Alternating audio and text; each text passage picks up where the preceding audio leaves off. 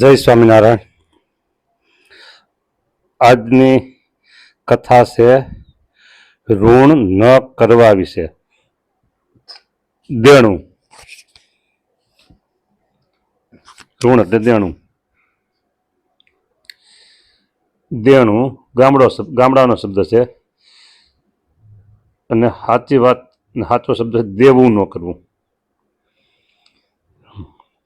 દેવું બીજાનું જન જેહ રાખે, કદી મહાસંકટ તેહ સાખે. સંસારમાં જે ઋણવાન હોય, તેના સમો અન્ય દુખી ન કોઈ. ઋણવાન ઘણા એમ કે માથા જેટલું માથે દેણું છે, માથા જેટલું ઋણ છે, માથાના મોવડા જેટલું કે એ કેમ બહાર આવશે કે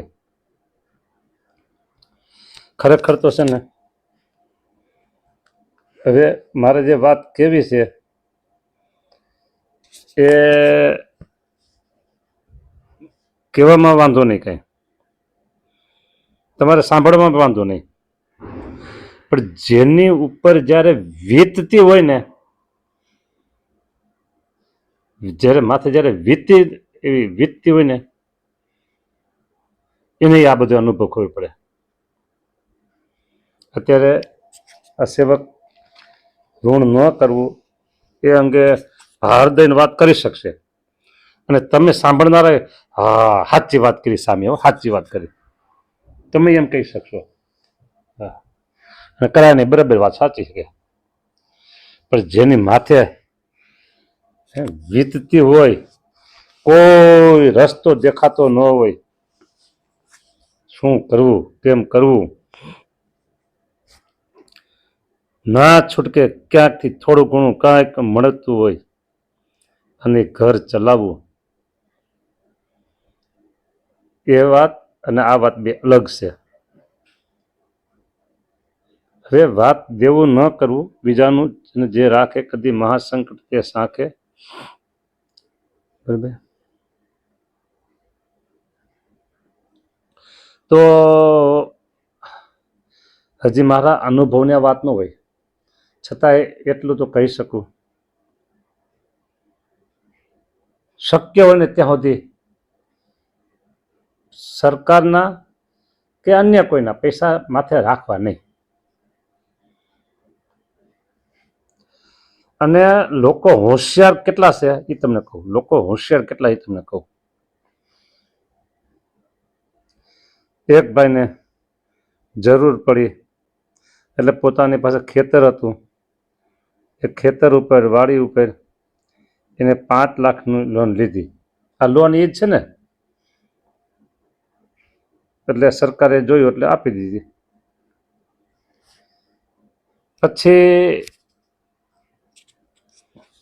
હજી ભરાય, ભરવાનું ભરાય ન ભરાય બધું હાલતું હતું, ત્યાં બીજી 10 લાખની લીધી. સરકારના હપ્તા રેગ્યુલર ભરાતા હતા અને ઘટવા આવ્યો એટલે બીજી 10 લાખની લીધી. 10 લાખની જે લોન લીધી ને એમાંથી આ 5 લાખના હપ્તા ભરાતા હતા. પછી આડા હવડું ઓછી ઉધારું તેનું કરીને બધું કર્યું, 10 લાખની પાસે હપ્તા ભેરા ખરા અને પછી સીધી એને 20 લાખ ઉપાડ્યા.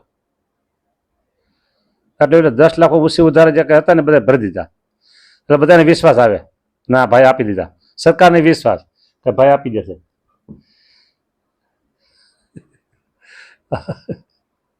હવે 20 લાખનો ખાડો પડ્યો, પૂરો કરો ને. સરકારને વિશ્વાસ કે ભાઈ ભરી દેશે રેગ્યુલર, અને જેને ઓછી ઉધારા કરીને બધા કરતા હોય એને વિશ્વાસ કે આપી દેશે. પછી સીધા 40 લાખ. મેં એને કીધું આ બધું ક્યારે, એ કે આમ જ બધું હાલતું હોય કે, આમ જ બધું હાલતું હોય કે. હા, મોટા મોટા બિઝનેસો છે ને બધા એ આમ જ હાંકતા હોય કે, સરકારના પૈસા ઉપર જ હાંકતા હોય કે.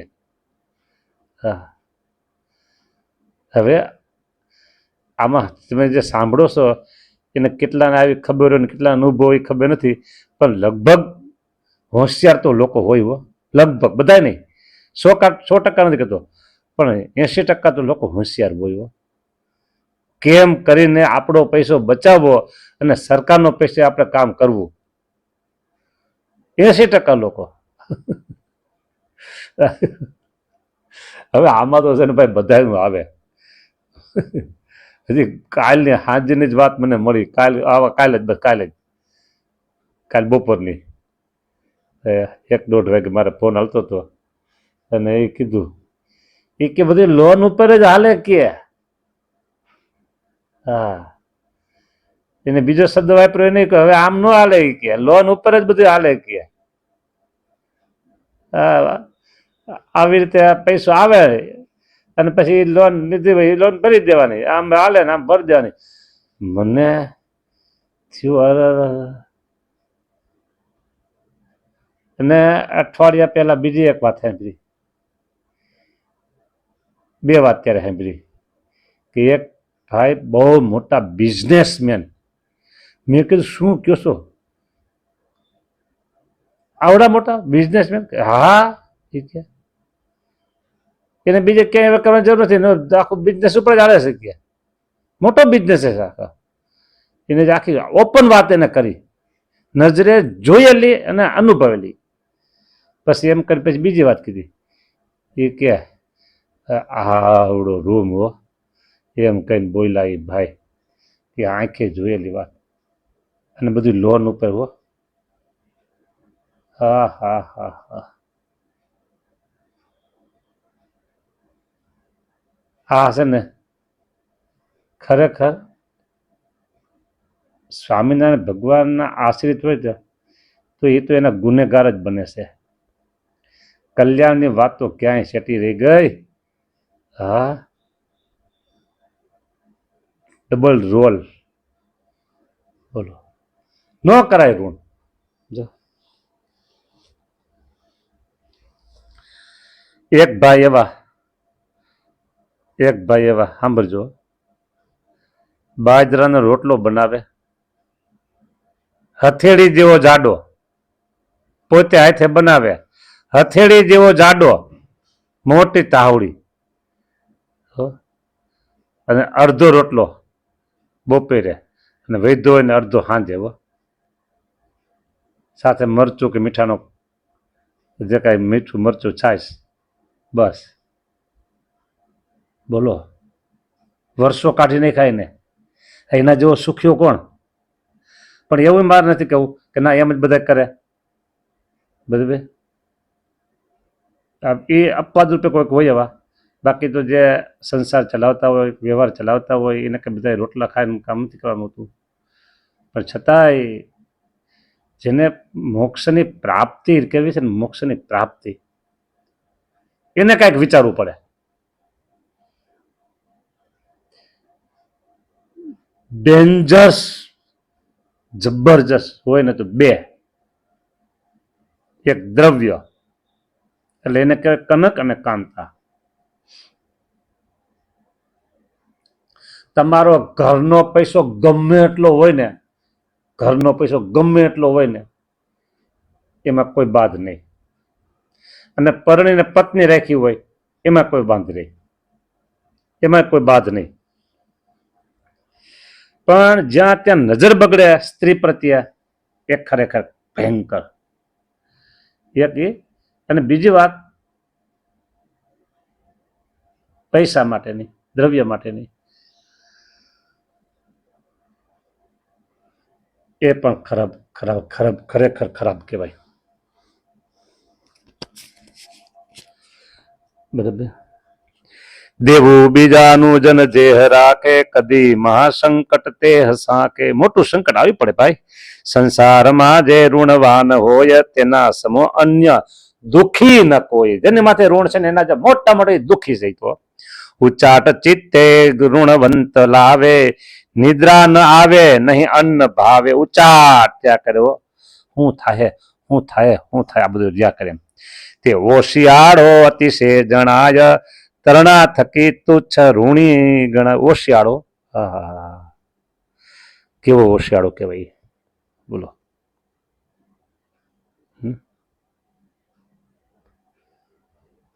મીઠા વિના શાક જ રાંધી ખાય, પથારીએ ભોય સુવે સદાય, તથાપિ માથે ઋણ જો ન હોય, તે તુલ્ય બીજો સુખિયો ન કોઈ. જો મને કેતા બીક લાગે છે, પણ છતાં કહી દઉં જાને. એમાં શું છે, કોકનું બીજાનું થોડુંક હલકું દેખાય ને એટલે મને આમ આપણે થાય કે આપણે સારા ને બીજા ખરાબ, એ બીક લાગે નથી બોલવું. હા, મારી સરસાવતી હોય અને બીજાનું થોડુંક નબળું દેખાતું હોય એટલે એમાં આપણે બોલવામાં બી ડર લાગે છે, નથી બોલવું એમ કે. પણ છતાંય હું એક મભમમાં વાત કહી દઉં કે જો પૈસા બાબતમાં ક્યાંથી ક્યાંટલા પૈસા લેવા, કોના હરિભગતને લેવા, ક્યાં હરિભગતને લેવા, કેની પાસે લેવાનું, ક્યાં ડોનેશન લેવું, શું લેવું, એ કોઈ ચિંતા આપણે નહીં.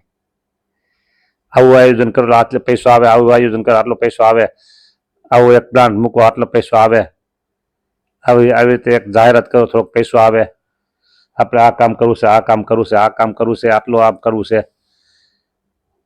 એ પૈસા, મેં એક વખત એક કથામાં ગયો અને એ પૈસાની વાત એને કરીને મને તો એ રાતના 10 વાગે છે ને આમ પરસેવ રેબઝેબ થઈ ગયો. હજી આટલો બધો ઉનાળો નહોતો, આ વાત કરું ને 3 મહિના પહેલાની. હા, પરસેવ રેબઝેબ થઈ ગયો. બોલો, મેં કીધું પૈસા માટે? અરે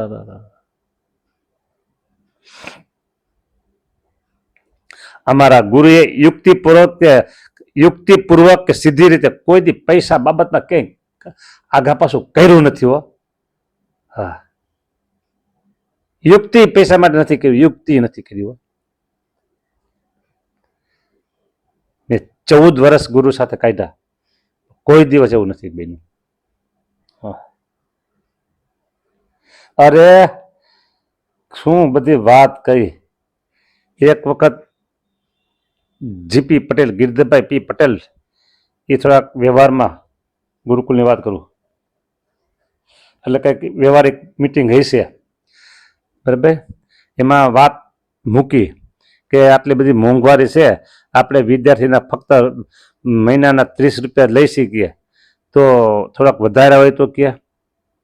ત્યારે ગુરુએ એમ કીધું દિવાળી કેમ થાય છે કે હરભેર થાય, દિવાળી કે હરભેર થઈ જાય, કાંઈ વાંધો નથી આવતો. તો સામી કે નથી કરવું, આપણે તો કાંઈ નથી કરવું કે. એક બીજી વાત તમને કરું, પહેલી વખત અમેરિકા ગયા હતા અને અમેરિકા ગયા હોય સદે બધે દાન કર્યું હોય, પહેલી વખત ત્યાં સ્વામિનારાયણ સંતો આટલા બધા અમેરિકામાં ફરતા નહોતા. હા, આ વાત કરું છું 2076ની બરાબર.